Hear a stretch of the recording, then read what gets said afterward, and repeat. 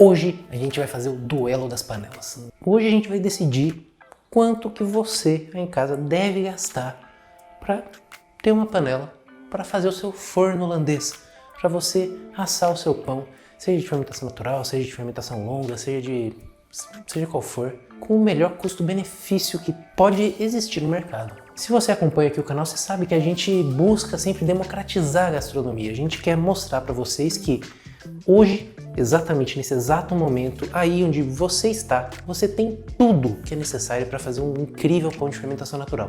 Se você gosta dessa abordagem ou desse mindset, você pode se inscrever aqui no canal, dar um joinha, deixar um comentário para ajudar com que nossa palavra chegue a mais pessoas. Eu acho importante essa mensagem chegar ao máximo de pessoas possível, pois eu conheço algumas e sei que tem muito mais pessoas que, depois de terem feito seu fermento natural e terem tentado uma, duas vezes fazer um pão, não tiveram um resultado igual o da blogueirinha. Isso pode desanimar um pouco. E uma das primeiras justificativas para o seu pão não ter saído perfeito, maravilhoso, com pestana e tudo mais, é de que você precisa assar ele em uma panela de ferro. E não acredito que a panela de ferro seja a única opção. Por isso que hoje nós vamos fazer esse vídeo onde nós vamos comparar várias panelas diferentes com um pão que vai ser assado sem panela nenhuma, para você entender realmente quais benefícios que você aí em casa vai ter gastando esse tanto de reais, a depender de qual opção você fizer. E os nossos desafiantes de hoje são: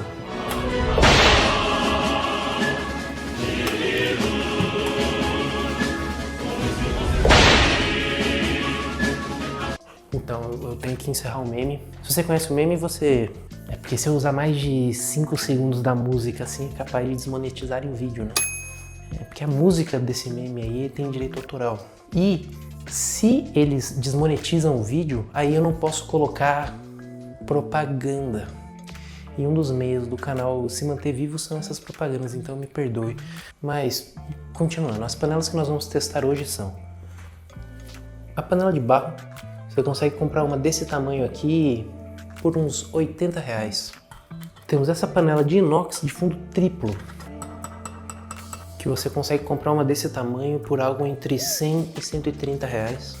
E por fim, a panela de ferro conhecida, famosa, que custa esse modelo aqui, você deve encontrar na internet, a depender do seu local, pois o frete às vezes é mais caro que a própria panela. Você consegue gastando algo entre R$150 a R$200. E claro, para a gente comparar isso tudo, a gente vai fazer um pão também sem panela nenhuma. Em questão de forno, nós vamos usar um forno elétrico, esse da Philco de 45 litros, que ele diz que entrega 230 graus, só que na verdade é 215, a gente fala isso em quase todo o vídeo. E antes de assar os pães, para compensar esse calor fraco do forno, a gente vai pré-aquecer essas panelas aqui direto no fogo até alcançar uns 290 graus. E a receita que a gente vai fazer esses pães é essa daqui. Eu usei a farinha Anaconda normal, não foi nem a Premium. A gente vai fazer com 68% de hidratação, por motivos de sim, 2% de sal e 25% de levain. E agora que a gente sabe qual vai ser nosso método de cocção, qual vai ser as proporções de ingredientes que a gente vai fazer, vamos passar para a parte do vídeo que é a receita sendo feita rapidinho. E depois de uma autólise de umas 2 a 3 horas, começamos com a sova, de forma bem lenta, na velocidade 1 da nossa batedeira planetária, até a massa homogeneizar. Aí passamos para a velocidade 2, onde ficamos por uns 5 a 10 minutos. Aí, quando a massa não evoluiu mais, passamos para a velocidade 3 para dar um impacto final e finalizar o desenvolvimento da rede de glúten, até alcançar um ponto de véu bem fino, como a gente pode ver aqui agora. Estava fazendo muito frio. Por conta disso, a nossa fermentação em temperatura ambiente, entre aspas, ocorreu em nossa fermentadora caseira, que eu ensino aqui no canal como você pode fazer na sua casa, com equipamentos que provavelmente você tem parados aí, gastando bem pouco. Esse modelo não foi o final. Para aprender como fazer a versão finalizada, é só clicar no card que está aparecendo no topo da sua tela. E elas ficaram aí na fermentadora por 3 horas e meia, onde eu fiz 3 dobras em intervalos de tempo espaçados igualmente. Enquanto nós estamos vendo aqui as dobras e as modelagens, eu quero explicar para vocês rapidinho um conceito que eu chamo de massa de calor. Massa de calor é a quantidade de calor que você tem naquele meio, naquele utensílio do caso. A gente pode usar esse conceito de massa de calor quando a gente pensa em uma frigideira que vai fritar um bife. A gente pode usar esse conceito de massa de calor quando a gente pensa naquela última etapa de cocção do arroz, quando ele está no finalzinho, que você tampa a panela e desliga o fogo e ele termina de cozinhar sozinho. A gente também pode pensar nesse conceito de massa de calor agora que a gente vai assar um pão de fermentação natural. A ideia é que quanto mais massa de calor a gente tem, ou seja, quanto mais peso quente e peso quente de um material que retém muito calor, maior vai ser o nosso impacto quando a gente colocar esse pão e fechar a tampa. E a ordem de peso que a gente tem, peso literal aqui dessas panelas, são a panela de inox é a mais leve, seguida da panela de barro, e a mais pesada é a panela de ferro. Ok, não é só peso que é levado em consideração quando a gente para pensar nisso, pois a quantidade de calor que um metal vai reter é diferente da quantidade de calor que um barro vai reter. Se eu tiver com muita paciência, eu vou procurar, eu dar uma pesquisada realmente qual que é a capacidade de retenção de calor de cada um dos materiais que a gente está usando aqui hoje para a gente fazer uma comparação. E agora que a gente sabe disso, a gente pode olhar os resultados de uma forma um pouquinho diferente. E depois de modeladas, as massas foram levadas à geladeira, onde passaram umas 12 horas. Depois desse período de fermentação a frio, eu pré-aqueci todas as panelas por mais ou menos uns 10 minutos em fogo alto. A panela de ferro foi a que teve menor variação de temperatura entre sua base e suas paredes. Mas vamos entrar em detalhes mais profundos disso daqui a pouco, quando eu passar todos os dados que a gente coletou nesse experimento. Fizemos o mesmo corte em todos os pães e aí os colocamos cada um em sua panela. E como dá pra ver, a panela de inox aqueceu bem mais do que as outras. Bem mais do que as outras. E o pão que foi sem panela teve uma forma cheia de água fervente dentro do forno durante sua fase úmida. Os pães foram assados por 20 minutos de fase úmida e mais 20 minutos de fase seca. E aqui estão os resultados finais, os pães já assados. E agora a gente vai fazer com que o mundo pare por um minuto para a gente sentir o que foi cortar esses pães.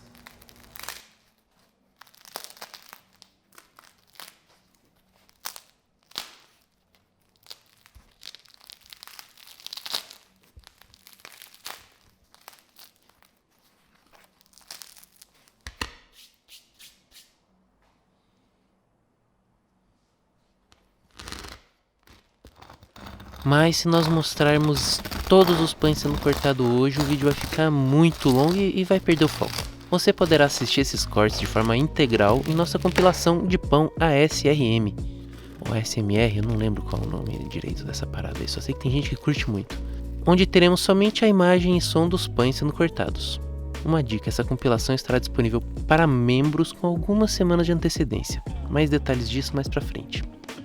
Pois agora o que a gente precisa focar para esse vídeo, para esse experimento, é o formato do pão, perfil de alvéolos e como a casca desenvolveu em cada uma dessas panelas.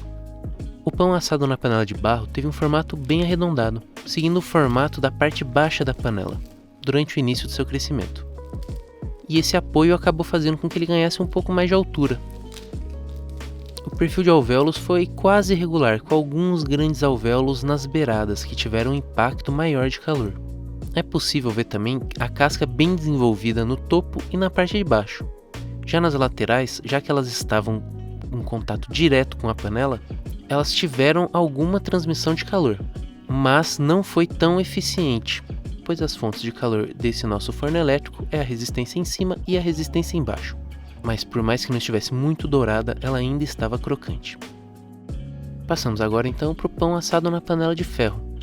Ele teve sua altura 1 centímetro mais baixo do que a da panela de barro, por não ter o apoio das paredes da panela. Mas ele cresceu em média 1 a 1,5 cm a mais nas laterais.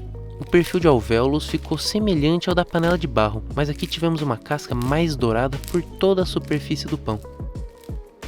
Já o pão da panela de inox teve um perfil de alvéolos mais aberto por conta da carga de calor muito maior presente no fundo da canela, gerando um melhor salto de forno, visível principalmente na parte inferior da massa, onde estava mais quente.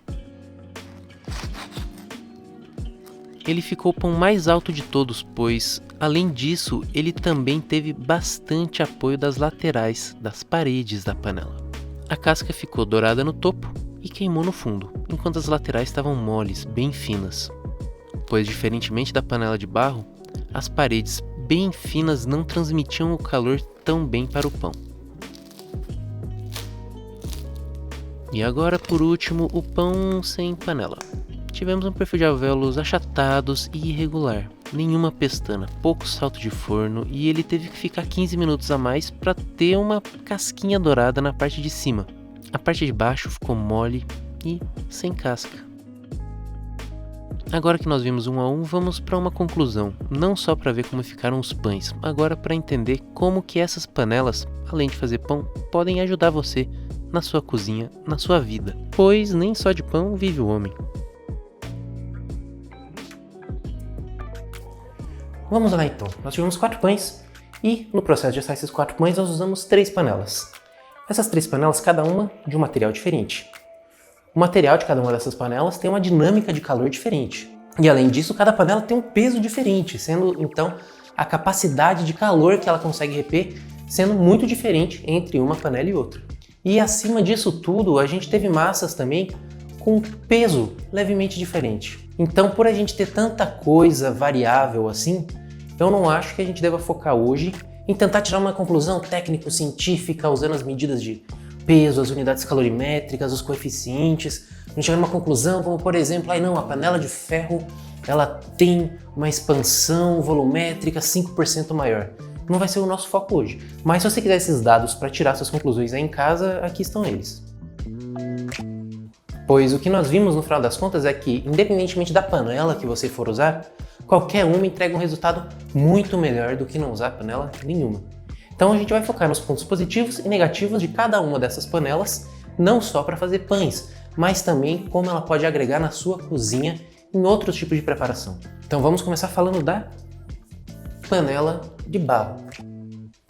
O primeiro ponto positivo da panela de barro é que ela é leve, se você levar em consideração o tamanho dela, sendo uma ótima opção para você que quer escalonar sua produção em casa, caso você esteja começando a vender pães. O segundo ponto é que, além dela entregar um ótimo pão, ela também é muito boa para outros tipos de preparação, como uma feijoada, uma moqueca, usualmente cozidos que não precisam ter muita fritura nela, você não precisa criar um fundo nem dourar nenhum alimento. Então ela ainda é bem versátil e você vai usar ela não só para assar pães, mas também como ótimas comidas de domingo, além de ser bem bonita. E além desses pontos positivos, nós também temos de que ela é a mais barata de todas, sendo possível comprar uma desse tamanho por volta de R$80, o que não é muito barato, mas ainda assim, se você estiver pensando em comprar 4, 5, 6, é uma ótima opção.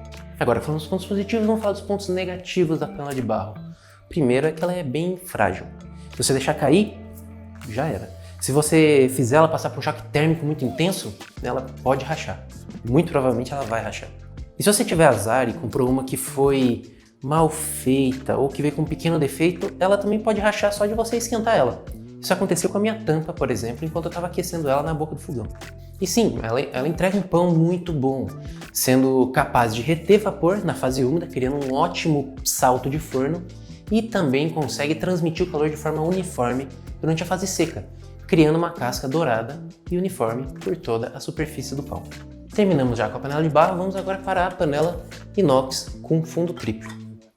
Esse é um dos modelos mais resistentes que a gente tem no mercado hoje, sendo que se você comprar uma e cuidar bem, é capaz de durar 10 anos na sua cozinha tranquilamente. Além disso, ela é a mais leve de todas que a gente mexeu hoje e também é muito versátil. O fundo triplo dela é ótimo para dar um primeiro impacto de calor que você precisa para algumas receitas onde você tem que dar uma dourada em algum ingrediente. Você quer criar aquela base de sabor toda caramelizada no fundo da panela. E a tampa dela tem um encaixe muito bom, que ajudou muito a reter o vapor no momento da fase úmida.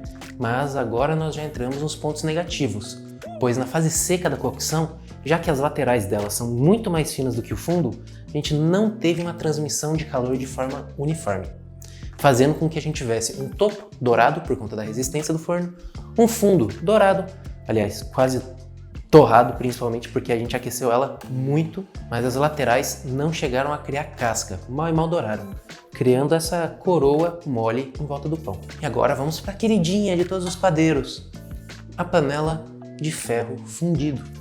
O ferro fundido ele é ótimo, primeiro, para reter o calor enquanto nós estamos pré-aquecendo a panela e também para transmitir esse calor de forma rápida, dando um ótimo choque de calor em um primeiro momento. Além disso, esse modelo onde a tampa é uma frigideira é ótimo, pois você vai ter uma frigideira maravilhosa para fazer carnes, por exemplo.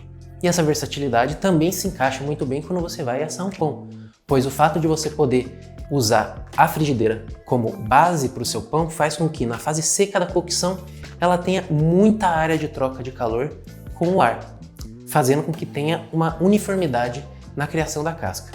E isso na fase seca. Na fase úmida nós tivemos um ótimo salto de forno também pelo fato de que o próprio material, o ferro, como eu disse anteriormente, é ótimo para transmitir esse calor acumulado no nosso pré-aquecimento.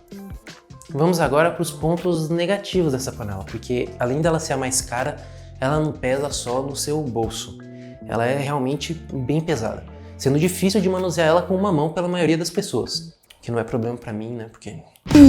Sendo ela uma péssima opção se você quiser escalonar sua produção seguindo o modo de cocção usando forno holandês, pois fica muito difícil na operação e vai fazer com que a colocada e retirada das panelas vire literalmente uma malhação. Outro ponto negativo é que é uma panela que requer atenção e bastante cuidado.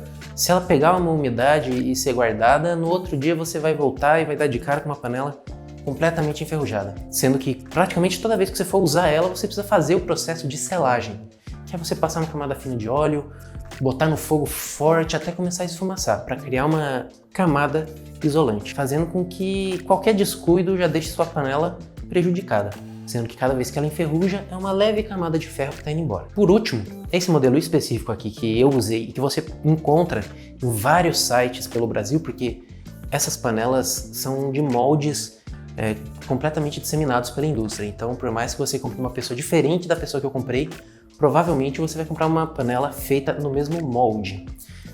Esse molde, esse modelo em específico, ele acaba tendo um encaixe bem ruinzinho, fazendo com que você perca vapor durante a fase úmida, o que limita o seu salto de forno e cria rachaduras que não são bonitas. E agora que nós terminamos aqui com a panela de ferro, vamos falar do pão assado sem panela nenhuma.